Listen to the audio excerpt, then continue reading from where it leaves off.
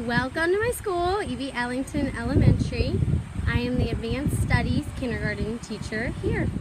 So I'm the Advanced Studies Kindergarten teacher at my school called E.B. Ellington. And I've been at my school last year, and this is my second year completing teaching. I got offered the job at the very end of July, and it was actually for another school, C.C. Blaney. And then they decided to move that school within E.B. Ellington. So there's a lot of changes right before school started. So by the time I moved down here, I had like a week to move, and then I had about 2 days to set up my classroom. So now it's like an advanced studies program within our school. And like I said, it's my second year. One thing that was kind of surprising last year, I'd always heard about teachers getting their jobs last minute and having to set their classrooms really quick.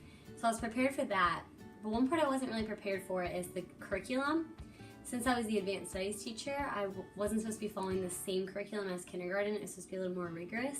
So it was a little hard and eye-opening to think about creating my curriculum from starting with nothing and making it fit for this advanced studies program. But I used Teachers Pay Teachers and used the other teachers in my school as resources, and it's worked out well. And now we're at Miss Mary's school, Marie Lassay. When I first moved down here, I didn't have a job. I started out nannying, and then I got an interview in September, and I took a job late into the school year. It was interesting. I had a situation where all of my kids were all in a different class before, and then the kids were handpicked into my room. So I had lots of behavior problems. There was lots of tears that year. But then I had a friend at my school that knew the Montessori guru, I guess, for Charleston County, and I got in contact with her, and that's how I found my new job at Marie Lassay, and I absolutely love my job. So if you are in a position for your first year that you're not happy with, or it's a struggle, don't lose hope and don't give up, because you might end up somewhere that you love. So Mary, what brought you to the Palmetto State? Well, since you asked, Meredith, I always knew that I wanted to teach somewhere out of Cincinnati and leave after college. So when I was back where y'all are right now in senior seminar, I heard of a job fair down here in Charleston. So I decided to take a weekend trip and come to the job fair, and the rest is history. Meredith Botkin, what brought you down to sunny South Carolina? Well, Mayor, similar to Mayor. I came down here a lot because my family used to live in Charleston. And when I graduated college, I just grew up in Cincinnati, went to school in Cincinnati. So after graduation, I was ready for something new. And I'd heard Mary talking class about how she was applying for jobs here. So Charleston County School District actually recruited at the job fair that you all probably had that was at XU. So I met with somebody there, and they told me about a job fair down here in May. It was like May 9th. And I went to it, and I just fell in love with Charleston, and I knew that is where I wanted to be. Teaching in Charleston is so easy. Yeah, for the 10 weeks during the summer. Here's some tips and insight on how to survive the rest of the year.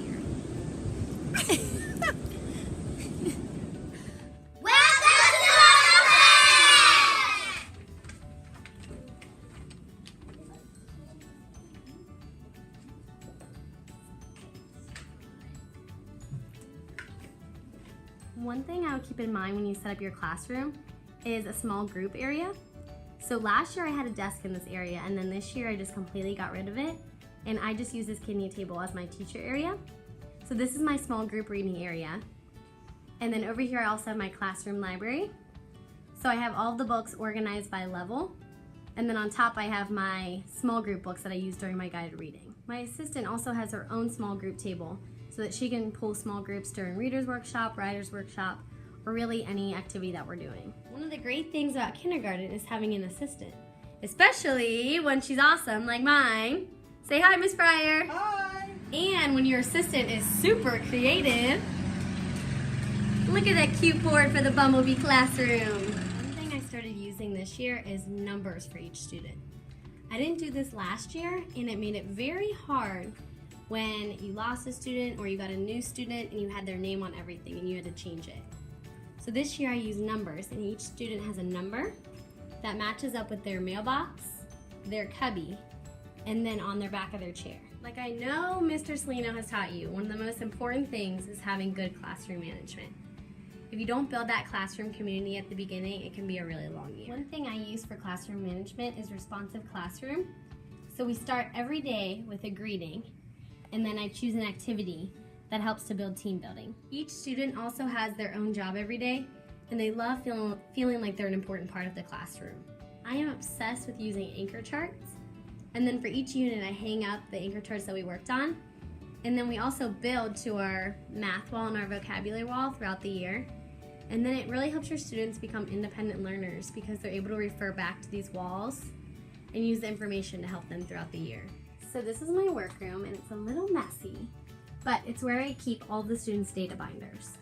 So each student has their own data binder, and I keep writing assessments throughout the year, their online map data, and then I also keep any parent notes or any behavior communication forms that go home. One thing that's super important in your classroom is organization.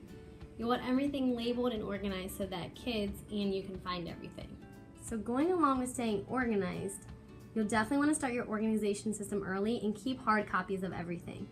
I know Google Drive's awesome and you can keep everything on there, but I also like to have a hard copy because then I can organize it and it's easy just to take out one and go run copies.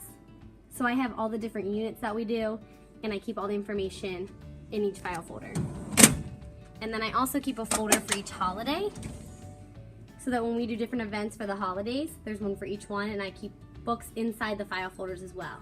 So that I have a read aloud for Christmas and Martin Luther King Day and activities to do. And that saves a lot of time as you continue to organize it and your units grow. I also love using file folders to organize my books. So right now I have these books organized by genre. And so it helps me to find a book really easily and to keep them in good condition if you're not gonna keep them out on the shelves. So now we're at Marie Lassane, which is where Miss Mary teaches. Marie Lassane is a Montessori school on James Island. So this is her classroom.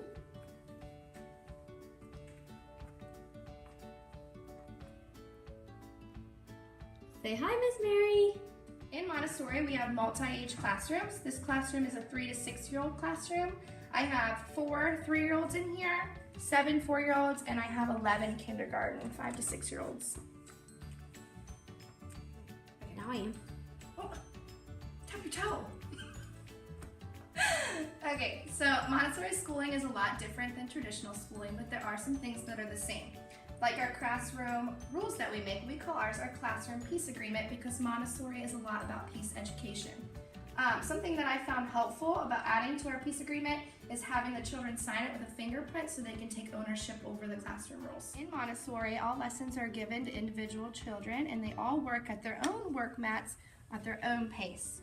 So the only time I give a full group lesson is once in the morning when we first get here, and then once at the end of the day we do a closing circle or a culture lesson, and everything else is pretty much one-on-one. In my classroom, we use strictly manipulatives to learn. This is our math shelf. The first row is all about numeration, so learning their numbers 1 through 10. This is usually what I try to get my 3-year-olds through by the end of the school year. Our second shelf through is linear counting, where they're learning their team numbers and how to count from 10, 20, 30, 40, 50, and so on, all the way through 100. And then the bottom is where I try to get my 5-year-olds to go before they move on to first grade. And that's going to be intro to the decimal system, where they're going to learn their place value, addition, subtraction, multiplication, division, squaring, and cubic numbers. So through experience, I learned that read-alouds are a great way to bring the class back together and kind of settle them. These are a few of my favorite read-alouds, kids.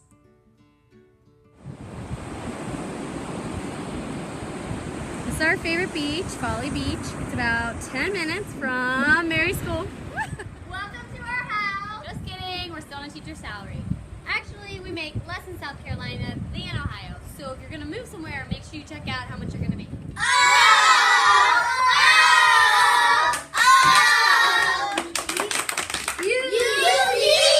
Be friends with the cafeteria guy. Because he will give you free snacks. It's already cold. The sand's already freezing. It's freezing. Stop! Taurus. The ocean in March. It's freezing. But it's definitely not as cold as Cincinnati. Sorry guys. How cold is it? Like 30? It's like 70 here. It's freezing. So one thing about moving away is you usually don't know anybody. so you don't have people to videotape weird stuff like this for you. So Mary's making her own stand here at Folly for us to put on the videotape on.